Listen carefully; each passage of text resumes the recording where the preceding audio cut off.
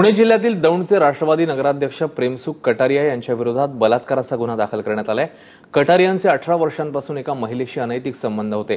लग्नास नकार दिल्यानं महिलेने कटारियांविरोधात गुन्हा दाखल केलाय।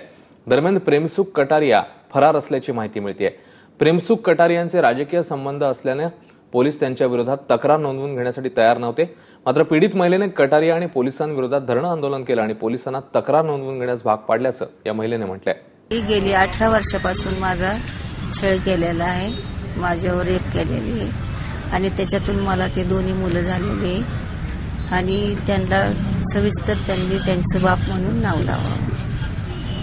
बरं, आतापर्यंत पोलिसांनी काय कारवाई केली तुम्हाला आता असं कळालं? मला तर असं काय म्हणजे कळालं नाही की फक्त असं नोटीस निघाली आहे। आतापर्यंत त्यांना अरेस्ट झालेलं नाही। तुमची काय मागणी आहे? माझी मागणी माझ्या दोन्ही मुलांना नाव मिळावं आणि तेच त्यांचे बाप आहे कटारियांचं।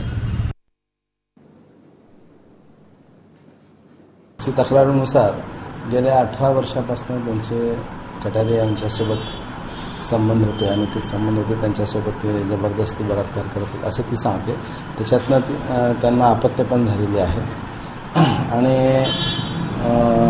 ती त्यांना मुलांना नावं वगैरे देत नाहीत। ते दलित समाजाचे असल्यामुळं ते तिच्या असहाय्यतेचा फायदा घेऊन त्यांनी हे सगळे कृत्य केले असा आरोपीवरती त्यांनी आरोप केलेला आहे। त्या संदर्भामध्ये काल रात्री पोलीस स्टेशन दौंडच्या पोलीस निरीक्षकाने गुन्हा दाखल केलेला आहे, तपासात आहे, तपास सध्या चालू आहे।